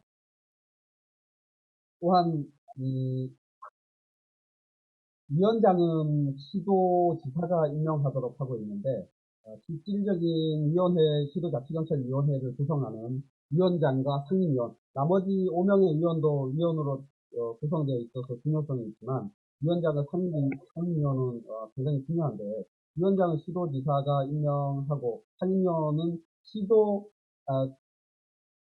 위원장 추천하에 시도지사가 임명하도록 하고 있는데 이 부분을 현재의 그 자치단체 또는 지방자치단체도 마찬가지인데 우리나라의 어떤 정파성을 볼 때 위원장은 시도지사가 임명하더라도 상임위원은 시도의회에서 임명하는 게 바람직하지 않을까 하는 그런 부분이 제안으로 넣었습니다. 또한 이 업무를 독립적으로 수행할 수 있도록 이 시도자치경찰위원회를 두었는데 자치경찰 사무에 대해서는 이 지휘감독을 하도록 되어 있는데 결국은 조직의 실질적인 권한에 대한 조직원에 대한 지휘감독권은 없는 상태입니다. 예를 들어 가지고 자치경찰관에 대해 가지고 인사권 또는 인사권 등 실질적인 자치경찰관에 대한 지휘감독권을 법률에 명문화해야 되지 않나 하는 측면이 있습니다. 중요한 것은 조직에서 인사와 감사가 없이 사무만 감독하라는 것은 그거는 현실성이 좀 떨어지는 그런 부분 같습니다. 아울러 시도자치경찰위원회에 사무를 처리한 사무기구를 두도록 하고 있는데 이 부분도 명령으로 위임해 있는데 이 부분이 실질적인 시도자치경찰위원회의 순발 역할을 할 수 있는 사무기구를 법률에 규정할 이 사무기구에서 기획이나 인사, 조직, 예산 등을 담당하게 되는데 이 부분을 법률에 규정을 하지 않게 되면 이제 항상 자주 개정이 되면서 이 지위가 불안정하게 되는 측면이 있으므로 그 부분에 대한 개선도 필요하다고 생각합니다. 다음 시도경찰청장 임용과 경찰서장 통제의 문제점 개선입니다. 시도경찰청장 임용 시에는 20페이지로 가겠습니다. 시도경찰청장의 임용은 경찰청장과 시도자치경찰위원장이 협의하여 추천하도록 되어 있는데 이 추천권을 시도경찰위원회에 추천하면 좀 더 지방자치에 충실하지 않을까 싶습니다. 지금 같은 경우는 경찰청장이 추천 또는 안전부에서 추천 이런 제도로 되어 있는데 이런 부분들은 예를 들어 가지고 어떤 지역이 어떤 특성이 교통 부분이 많은 문제가 있다 그러면 오랫동안 교통에 종사해 왔던 담당해 왔던 그런 캐리어를 가진 이 경찰 간부가 지방 경찰청장으로 그 지역에 올 수 있도록 이 지방 자치경찰위원회에서 추천할 수 있도록 그런 제도로 하는 것이 낫지 않을까 하는 그런 생각입니다. 아울러 경찰서장에 대해서는 현 개정안에 이 시도자치경찰위원회에서 평가를 해서 그 결과를 경찰청장에게 통보하면 반영하도록 하고 있는데 반영하도록 한다라고 되어 있는데 그런 부분들은 다분히 선언적이고 문헌적인 규정에 불과합니다. 반영하도록 한다. 어떻게 반영할 것인지 이런 부분, 인산지 어떤 부분인지 따라서 이 부분에 대해 가지고 좀 더 명확하게 어떤 부분에 반영하도록 하고 아울러 이 통제라는 정기적 통제라는 측면에서는 시도자치경찰위원회의 어떤 경찰서장에 대한 채용 요건과 같은 강력한 통제 장치도 도입할 것도 고려해 볼 필요가 있다고 생각합니다. 20페이지 4-6 자치경찰 예산 확보의 문제점은 이 부분에 대해서도 국가에서 예산 재정적 지원을 하도록 하고 있으나 다분히 공고적이고 선언적인 부분입니다. 예컨대 이 자치경찰제 부분이 좀 더 제대로 정착하기 위해서는 소요되는 비용에 대해 갖고 자치단체에 맡겨둘 것이 아니고 한시적으로 단계적 예산 배정이나 이런 것을 검토할 필요도 있을 것으로 생각합니다. 다음 마지막 결론입니다. 지난 20대 국회에서 상정됐다가 폐기된 경찰법 개정안이 개정안 자치경찰제와 비교했을 때 지금 현재의 자치경찰제는 조직은 그대로 두고 구성원의 변동은 없이 각각의 사무만 구분함으로써 예산 절감 등 측면에서는 타당한 면이 없지 아니한 것은 사실이지만 지방 분권과 실현과 무엇보다도 권력기관 개편을 위한 인적 통제 확보라는 측면에서 보면 경찰 권력의 분산이라는 자치경찰제의 도입 시기를 충실하게 반영했다고 보기에는 미흡한 부분이 많은 것 같습니다. 현재의 국가경찰 체계를 그대로 유지한 채 사무에 따라 경찰청장, 시도자치경찰위원회, 국가수사본부장 등 자원적으로 지휘감독하는 방식이 여러 곳에서 지적되듯이 비기능 세가족 체제로 전락할 가능성이 많은 것 같습니다. 게다가 시도경찰청장과 경찰서장은 물론 시도경찰청의 국가경찰사무, 자치경찰사무, 수사경찰사무를 담당하는 경찰관은 전부 국가직 경찰공무원 신분이 유지되는데 자치경찰 사무를 담당하는 경찰 공무원도 인사명령에 따라 바로 국가경찰 사무를 담당하는 경찰 공무원이 되는 이런 구조화에서는 시도자치경찰위원회의 지명령이 제대로 작동하기가 어렵고 명실상부한 자치경찰제 정책제를 기대하는 것이 요원해 보입니다. 현재 국회에 상정된 자치경찰제 법률안 마련 과정에서 당연히 수렴돼야 할 시도지사, 시도의회, 현장 경찰관의 의견은 제대로 수렴되지 않은 부분이 많은 것 같고, 또 자치경찰제 일원화 체계는 자치경찰제의 목적인 공권화와 민주적 통제에도 좀 불필요해진 것 같습니다. 이는 자치경찰관은 존재하지 않는 자치경찰제에 불과하다라는 비판과 함께 시도지사의 권한은 제한되고 책임과 의무만 부여되어 실질적인 자치경찰제 안착을 제외하는 상황이 아닌가 보여집니다. 게다가 시도자치경찰위원회 심의 의결에 대한 제2요구권을 행안부 장관과 경찰청장에게 부여하여 지방 자율권도 제약하고 있는 상태입니다. 이 법률의 시행 시기를 2021년 1월 2일로 확정해서 추진함으로써 준비 기간도 부족하고 여러 가지 부정적 평가가 있는 것이 사실입니다. 이런 부정적 평가와 의견이 있는데도 현 정부는 국가 권력기관 개혁 계획에 대한 의지가 어느 때보다 강력한 만큼 올해 정기국회 기간 중에 신정된 자치경찰제 법안을 통과하겠다는 상황이고 아마 통과될 가능성도 상당히 높은 것으로 보여집니다. 본 법안 도입과 과정에 참여한 자치분권위원회, 행정안전부, 경찰청 등 관계기관부처는 물론 지방자치단체, 현장경찰관 등 실질적 이해관계자에 대한 좀 더 기간이 얼마 남지 않았다 하더라도 좀 더 폭넓은 의견 수렴이 이루어져야 할 것이며 국회에서는 이런 의견을 반영하여야 할 것입니다. 정부가 아직 도입되지는 않은 상태지만 도입 과정에 있는 자치경찰제에 대하여 제도화하기 이전에 미리 간략하게 문제점을 토출한 후에 그 개선 방안을 제시해 봤다는 점에서 이의를 짚고자 합니다. 감사합니다.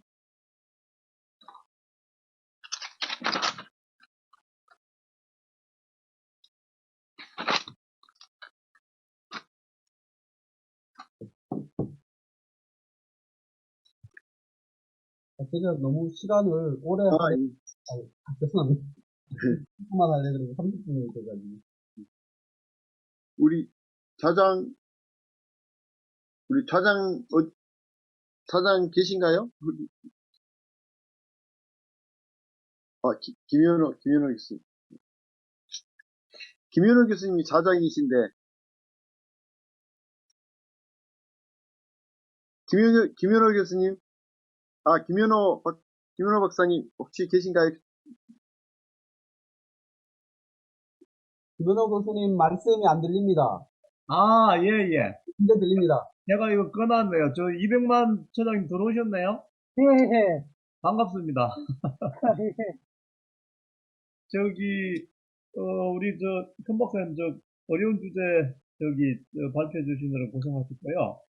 저도 이거 뭐 우리 연구원에서 이런 거 많이 하고 이래서 회의 들어가 보고 이러면은 좀 어렵고, 얼마 전에 또 김영배 의원님 직접 만나서 이런 내용도 들었는데, 좀 여전히 좀 어렵습니다. 어렵는데 제가 우선은 좀 이해를 돕기 위해서 아까 행정위원회 이거 말씀하셨는데 국가경찰위원회, 시도 자치경찰위원회 이게 이제 정부 기구가 보면은 저희들이 뭐 행정 조직 이런 걸 다루다 보니까 저도 들은 아는 배웠는데 이게 이제 하나는 자문위원회, 자문기구, 뭐 국가균형발전위원회라든지 일자리위원회라든지 그런 이제 자문위원회가 있고 두 번째는 이제 이게 그 행정위원회가 있어요. 이게 이제 합의제 행정기관이라 그러는데 이게 이제 행정위원회가 지금 여기 하는 뭐 그래서 국가경찰위원회라든지 시도자치경찰위원회 이게 이제 그 행정위원회인데 이게 이제 합의제 행정기관이라고 하고 예를 들면은 뭐 금융위원회라든지 뭐 공정거래위원회라든지 건의위원회라든지 이런 기구들이 합의제 행정 기관으로서 이게 정부위원회예요.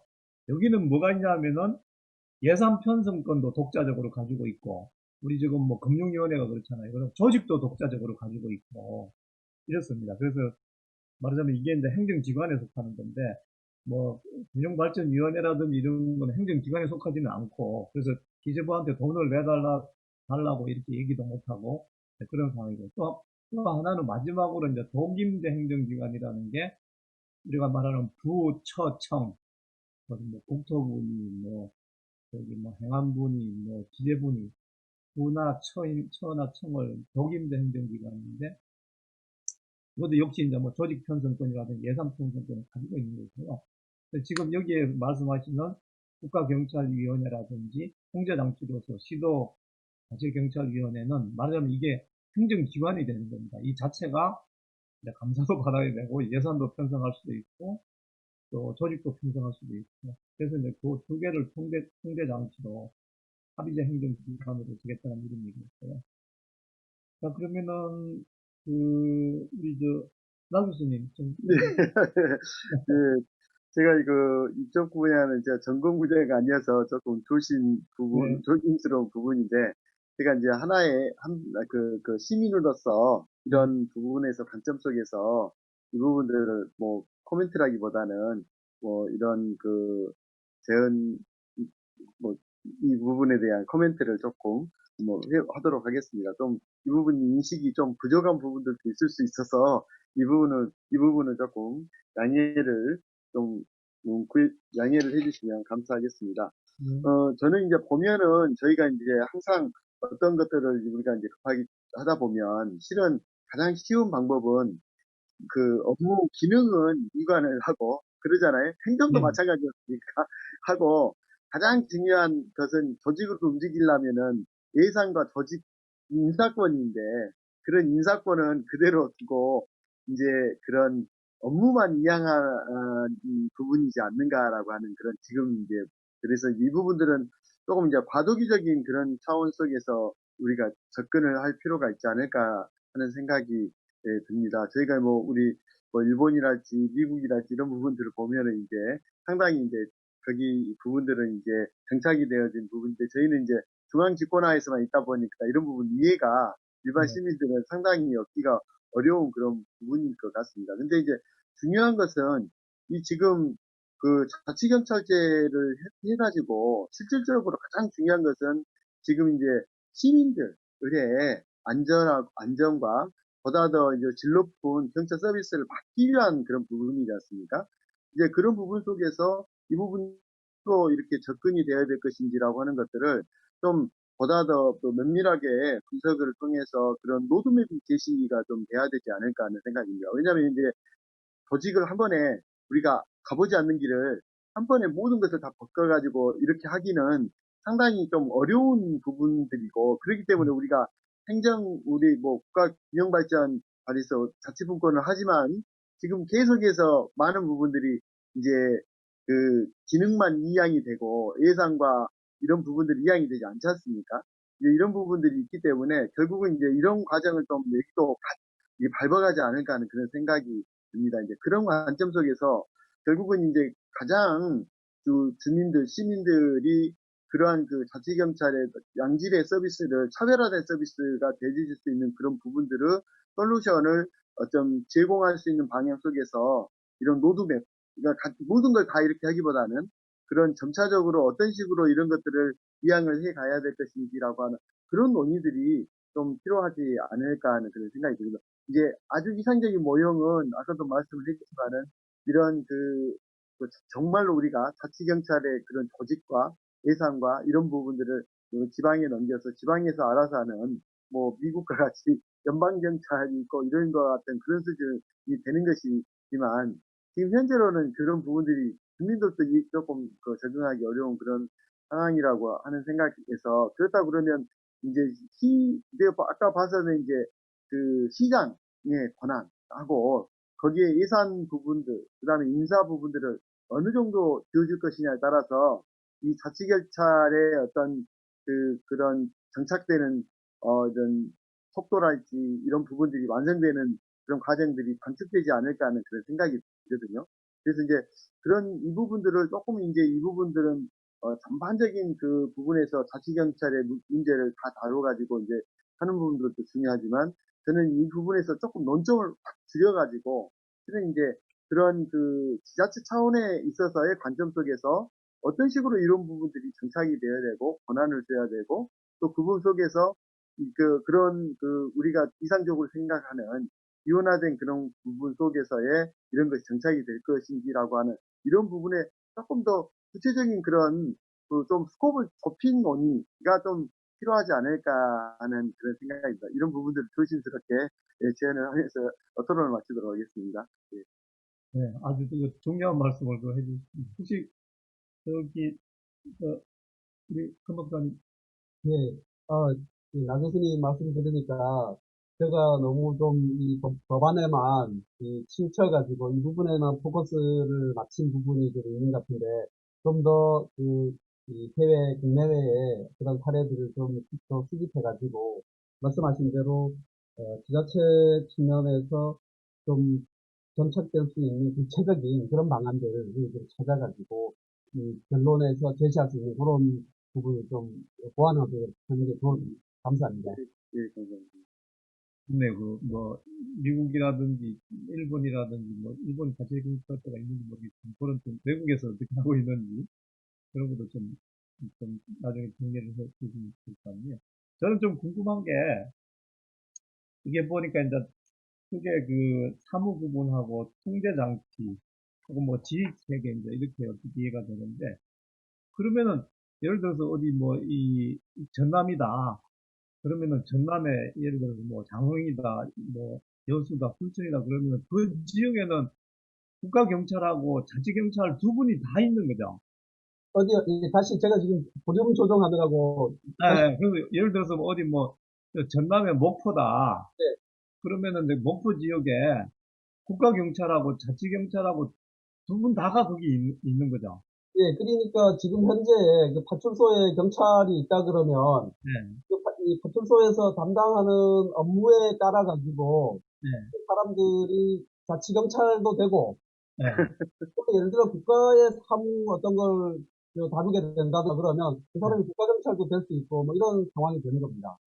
아, 이게 그두 분이 이렇게 딱 나눠져 가지고 있는 거죠. 두 개가 일단은 사무로 인해 갖고 구분하는 건 맞습니다. 예를 들어 가지고 네, 수사, 네, 정보, 네, 사무를 담당하는 사람들은 국가경찰, 네, 그리고 교통, 네. 생활안전 이런 업무를 담당하는 사람들은 자치경찰 뭐 음, 이렇습니다. 그러다 보니까 지들의 파출소는 우선적으로 자치경찰이라고 보면 되고 음, 본서에서 정보 보안 뭐 이런 업무를 하는 사람들은 국가경찰이다 이런 식으로만 이해하시면 그게 좀 명확할 것 같습니다.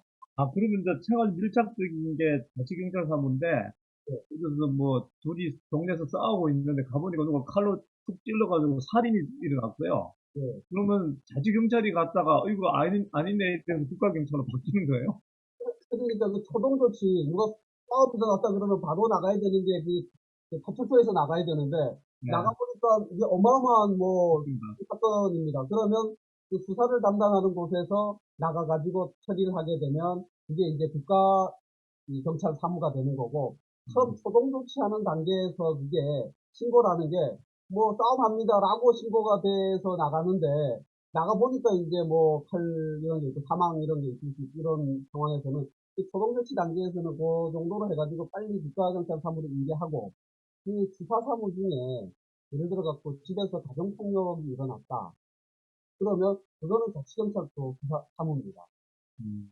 사무로 지금 구분하고 그리고 이제 또 하나 근데 궁금한 게 아까 저 통제 장치에 이게 국가는 국가경찰위원회가 있고 또 그러면 뭐 경찰청이 있고 그다음에 시도 자치경 속에 가면은 저기 저 자치경찰은 시도 자치경찰위원회가 있고 그 밑에 또 시도경찰청이 있고 이렇게 되면서 그 국가가 또 시도를 컨트롤할 수 있는 게 아까 그 7명 추천하는데 국가경찰위원회가 2분 추천하는 그런 식으로 이렇게 연계가 돼가 있네. 예, 예. 그렇게 컨트롤을 그런 식으로 하는 게 아닙니다. 아, 사무가, 네.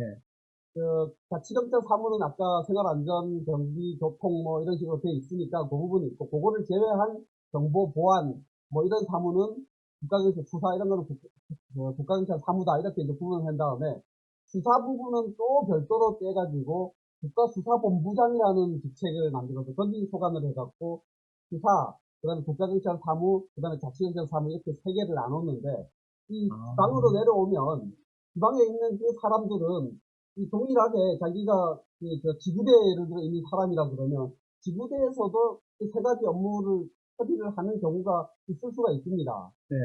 결국은 위에 감독자가 3명이 되는 그런 구조가 되는 겁니다. 아, 복잡하네요. 아니, 근데 이 부분들이 그렇게 해가지고, 이제 제일 중요한 것은 말단에 있어서 경찰 서비스 질이 높아지는 거 아니겠습니까? 시민 레벨에서. 예, 근데 이제 그런 부분들의 사례가 있습니까? 외국의 사례가? 그런 부분들이? 그 일본, 아까 교수님께서 일본 말씀해 주셨는데, 일본이 이제 자치단체도 국가와 구분이 도도부현 그렇죠. 시정촌으로 되어 있는데, 그렇죠. 현 단위까지가 이제 광역시니까, 거기에 이 자치경찰제가 실제로 이제 일본에서도 시행은 되고 있는데, 이게 일본이나 미국 이런 경우는 자치경찰 소속이 그 시, 그렇죠. 이런 데 있으니까 그 사람들은 그 그렇죠. 예. 거기서 벗어나지도 별로 않고 네, 네. 하고 잘 유대가 되어 있고 이런 부분인데 우리나라 같은 경우는 이 인사이동이라는 게 국가공무원이 바로 어디 지방으로 내려갔다가 또 지방공무원도 조리하고 왔다 갔다 하고 이러다 보니까 조금 그런 부분에서 좀 차이가 있는데 실제로 이렇게 바뀐다 그래가지고 제가 보기에 바뀐다 그래갖고 사람들이 뭐 여기 근무하다가 저기 가버리고 뭐 이런 상황에서는 이게 큰 차이가 있을까 하는 의문이 상당히 많습니다. 교수님 나교수님 말씀하신 대로. 그러니까 그 업무의 효율성 측면에서는 좀 떨어질 것 같은데, 왜냐하면 내부 안에서도 나는 뭐 국가경찰이고 나는 자치경찰이다 그러면 내부적으로도 상당히 그런 뭔가 우리나라는 그런 게 있지 않습니까? 맞아요. 이게 자기 나름대로 동기의식을 갖는 부분들도 있고 그래가지고 근데 또 그 부분들이 또 예산 부분들은 지자체에서 또 그걸 관여를 한다고 하고 그러면은 이게 뭐 복잡하기만 하지 실질적으로 시민들이 얻는 혜택은 그 뭘까라고 하는 그런 부분에 의문이 많이 생겨서 이게 군권이라는 이름 하에서 실질적으로 주민의 서비스를 높이는 것이 중요한데 그 음. 구조를 바꾸는 것만이 다는 아니지 않습니까? 그래서 그 부분들을 있을 때 뭐 어떤 부분이 확실하게 뭔가 이제 그 편익이 있다라고 하는 그런 부분들이 명확히 되어야 되지 않을까 하는 그런 생각이 드네요. 뭐 저 친구에서 보겠습니다만. 맞아요. 혹시 뭐 이병만 박사님, 아니, 저도 비슷한 생각을 했었는데, 두 분께서 이렇게 말씀을 해주셔서 저는 특별히 말씀드렸습니다.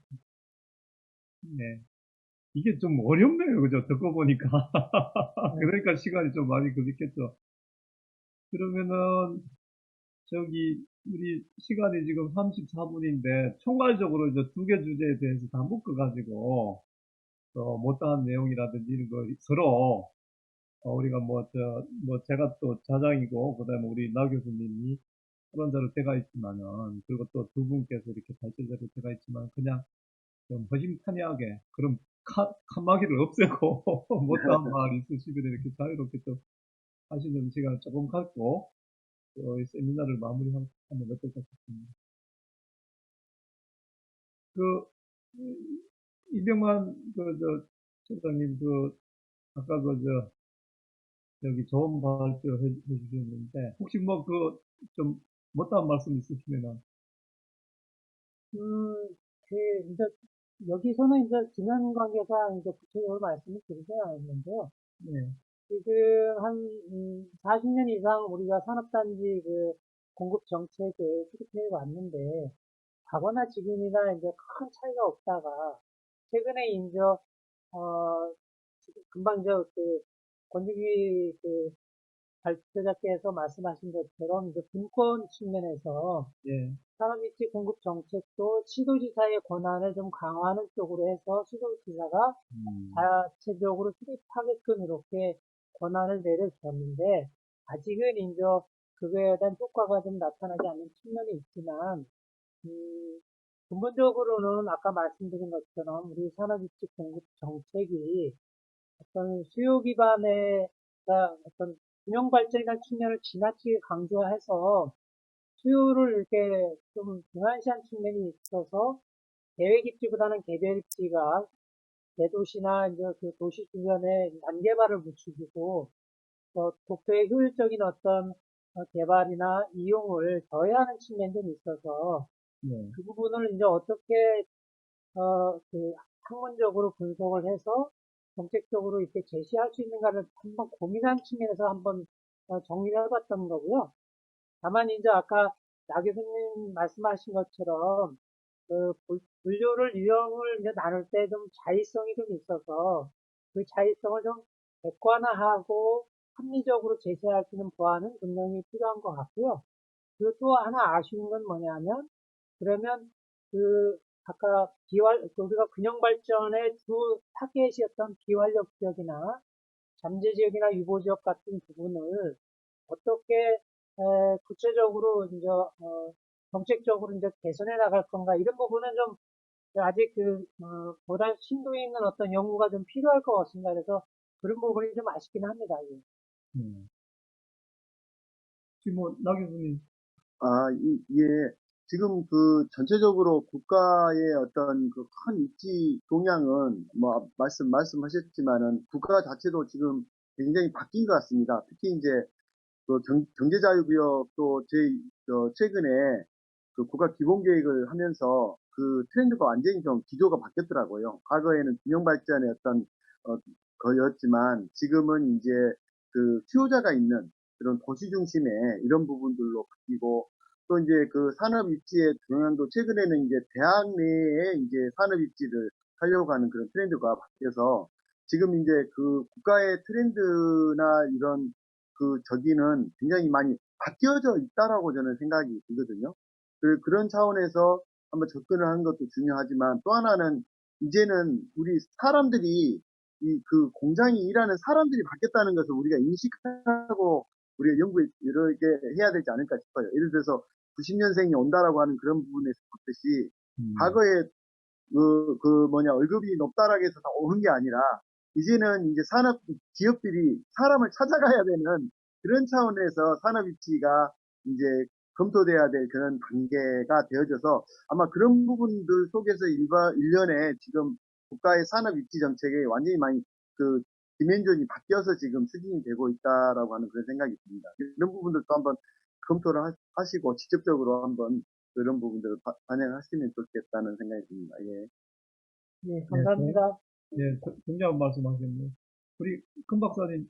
예, 저는 그 이정만 그 처장님 발표에 보면 전력 지역, 비활력 지역 이런 이제 부분을 나누어 놓은 걸 아까 봤는데, 그 지도로 보니까 어떤 정부 측 또는 뭐 이런 대각선으로 해가지고 또 그렇게 나왔는데, 제가 이 자치경찰제와 관련해서도 이게 여러 그 선거구나 이런 측면에서 항상 그 선거구 결정 시에도 문제가 되고 이런 부분들인데, 이 시한 수요에 따라 가지고 이런 부분도 어느 정도 확정이 다시 돼야 될 때가 아닌가 하는 그런 생각을 해보게 됐습니다. 오늘 토론 뒤에 저희가 제가 서울에 경찰청에 근무한 적도 있고 강원도 아주 시골 그 경찰서에도 근무해본 적이 있는데 시장 수요라는 게 거의 제 스스로 수치상으로 평가를 하기에는 한 뭐 100대 1까지도 차이가 나는 것 같아요. 특히 그거는 어떤 측면으로 보면 되는가 하면 112 신고가 몇 건이냐 하루에 인구수로 나눠보면 이제 알 수가 있는데 그런 측면에서 보면 기반이나 이런 부분들은 아까 그 산업단지의 활력 지역과 비활력 지역 이런 부분에 따라 가지고 이제는 어느 정도 그런 부분 기존에 항상 그 선거구 협정에서 그 정치인들의 이해관계에 따라 갖고 이게 나눠지고 이러다 보니까 경찰서 어디를 하나를 없앤다 이러면 큰 문제가 생기고 그러다 보니까 실질적으로는 경찰서가 두 개 정도를 묶어서 하나 정도 되면 충분한 곳임에도 없어지지 못하고 새롭게 뭐 중요한 지역에 만들어져야 되는 곳에는 바로 만들어지지 못해서 그런 입시 대응이 어려운 이런 측면들에 대해서 현 시점에서 한번 그런 부분도 같이 검토해보면 어떨까 하는 그런 생각입니다. 그거 보니까 이게 주제가 좀 별개인 것처럼 보였는데도 지금 이제 우리 나 교수님하고 또 이병만 차장님 그다음에 권준기 박사님 말씀하신 거 보니까 그냥 프로바이더 입장보다도 수요라든지 사람 중심으로 결국 이게 또 사람의 삶을 증진시키고 이제 이런 목적이 있기 때문에 그렇게 이제 하는 게 중요하다. 이렇게 보니까 주제가 또 이게 여기저기가 아니고 서로 상관성이 많은 거네, 그죠? 네. 그 저도 이제 그렇게 합시다. 혹시 또 추가로 뭐 하실 말씀 있으시면 이것도 보니까 이제 저도 뭐 이게 사실 줌이라는 걸 처음 해봤거든요. 근데 이게 보니까 이제 패밀리 비즈니스가 돼가지고 이게 화상회의가 요 근래에는 뭐 가족의 도움이 없으면은 어떻게 할 수 없는 이런 상황이 되는데 물론 나 교수님은 뭐 워낙 많이 해보셨겠지만은요. 마지막에 또 이병만 우리 차장님 얼굴 봐서 반갑고 얼굴로 봐서 한 3시, 4시까지 해야 되는데 또 다들 또 일정도 있으시고 우리가 코로나 시기에 어려운 시기에 이렇게 얼굴로 보니까 또 반갑고 그랬습니다. 그래서 두 분 오늘 좋은 발표 주시고 전 듣고 보니까 또 이런 거를 디벨로퍼 시켜서 학회라든지 글로도 한번 이렇게 뭐 필요하면 신문에도 이렇게 좀 해주시면은 좋을 것 같고요. 그 다음에 또 오늘 이 올라운드 플레이어로 박 교수님 멘트 주시고 여러 가지 생각할 수 있는 이런 점들을 많이 들어주시면 감사드립니다. 우리가 뭐 이렇게 가까이 있으면 악수라도 한 번씩 하고 이렇게 또 빠이빠이 할 텐데 여기는 또 악수를 못하니까 비대면이라서 그냥 선언하는 거 해서 예, 고생 많았습니다. 예, 수고하셨습니다. 감사합니다. 네, 안녕히 계십시오. 예, 예, 예, 다녀가겠습니다. 뵙겠습니다, 교수님. 예, 예, 그렇습니다. 반갑습니다. 예, 예, 다음에 뵙겠습니다. 학교에서. 예, 예. 예, 고맙습니다.